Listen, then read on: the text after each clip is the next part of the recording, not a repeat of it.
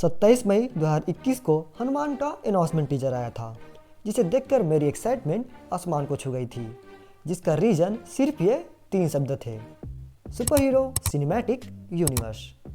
सिर्फ इन्हीं 3 शब्दों को देखकर मूवी के बारे में बिना कुछ जाने मैंने इसका फर्स्ट शो देखने का प्लान बना लिया, और कल लगभग 2.5 साल बाद मैंने अपना वो प्लान एग्जीक्यूट कर भी लिया। मीन्स अपने इधर हनुमान मूवी का फर्स्ट शो मैं देखकर आ गया। कैसा रहा मेरा एक्सपीरियंस मूवी देखने के बाद, ये मैं आपके साथ इस वीडियो में विदाउट एनी स्पॉयलर्स शेयर करने वाला हूँ। साथ ही मूवी की एंडिंग, प्रशांत वर्मा सिनेमैटिक यूनिवर्स का फ्यूचर, हनुमान जी के कैरेक्टर को किस एक्टर ने प्ले किया है, और रक्त रत्न की पावर्स सूर्य के प्रकाश में ही वर्क क्यों करती थी, जैसे मूवी से रिलेटेड कुछ क्वेश्चन के बारे में भी हैवी स्पॉइलर के साथ हम वीडियो के लास्ट में डिस्कस करेंगे। जिसमें से सेकंड वाले क्वेश्चन पे मैंने काफ़ी ज़्यादा दिमाग लगाकर एक कड़क थ्योरी बनाई है। Let's begin. मूवी की स्टार्टिंग मूवी के मेन विलन की बैक स्टोरी से होती है, जहां हमें हमारे विलन का बैकग्राउंड और उसके मोटिव के बारे में पता चलता है, जिसके बाद मूवी का पूरा फोकस हमारे हीरो हनुमंतो पे चला जाता है, जिस दौरान हमें उसके फैमिली बैकग्राउंड, उसका बिहेवियर और उसके लव इंटरेस्ट के बारे में अंजनाद्री वर्ल्ड को इंट्रोड्यूस करते हुए बताया जाता है। और सच बताऊं तो मैं फर्स्ट हाफ पूरा ज़्यादा एंजॉय कर रहा था, और ना ही इससे मुझे कुछ शिकायत थी, बोले तो एकदम बैलेंस।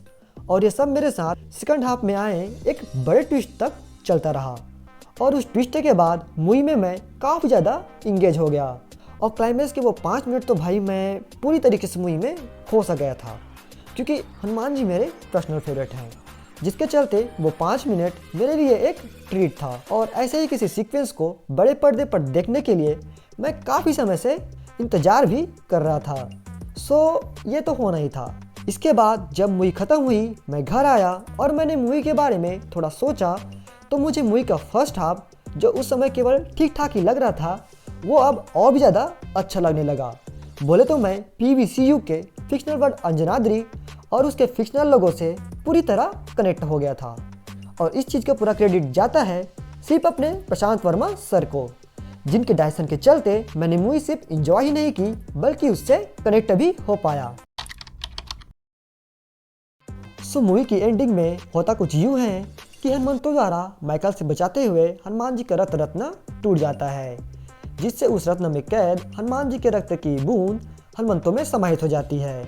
अब यहाँ नोटिस करने लायक बात यह है कि अब हनुमंतो को हमेशा के लिए हनुमान जी के एक बूंद रक्त की पावर्स तो मिल ही गई है, बट साथ ही उसकी पावर्स पहले से और भी ज़्यादा बढ़ गई है, क्योंकि मूवी में दिखाई गई हनुमंतो की पावर्स उस एक बूंद रक्त की पावर्स का केवल अंश मात्र ही था, जो हनुमान जी के गुरु सूर्यनारायण के प्रकाश के संपर्क में आने से हनुमंतो में समाहित होता था। बट चूंकि अब पूरे रक्त की एक बूंद हनुमंतो में समाहित हो गई है, अब हनुमंतो की पावर्स पहले के मुकाबले काफ़ी ज़्यादा बढ़ गई है।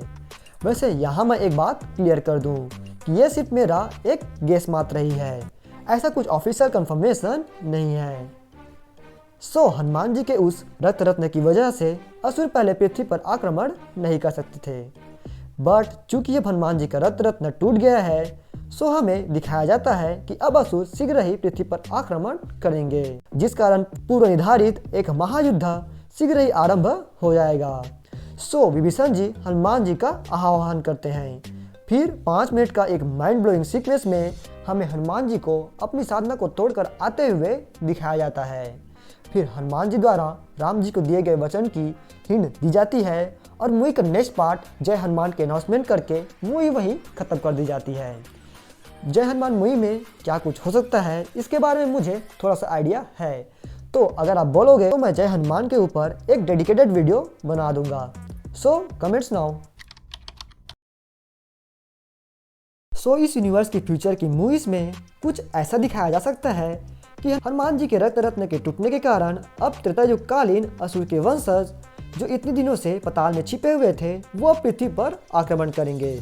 क्योंकि देवतागण कलयुग के दौरान पृथ्वी के किसी भी मामले में डायरेक्ट हस्तक्षेप नहीं कर सकते, सभी देवता एक एक मनुष्य के रूप में अपने प्रतिनिधि चुनेंगे, जैसे इंद्रदेव का प्रतिनिधि अधीरा और हनुमान जी के प्रतिनिधि हनुमंतो। और इस थ्योरी के पीछे एक लॉजिक ये भी बैठता है कि जो असुर पृथ्वी पर हमला करने वाले हैं, वो प्राचीन असुरों के वंशज हैं, जिसके चलते वो अपने पूर्वज असुरों के जितने पावरफुल नहीं हैं, जिस कारण देवतागण के प्रतिनिधि भी उनसे युद्ध जीतकर पृथ्वी को बचा सकते हैं। अब यहाँ एक क्वेश्चन ये भी बैठता है कि फिर हनुमान जी कैसे इस मामले में हस्तक्षेप कर सकते हैं, वो भी तो एक देव है।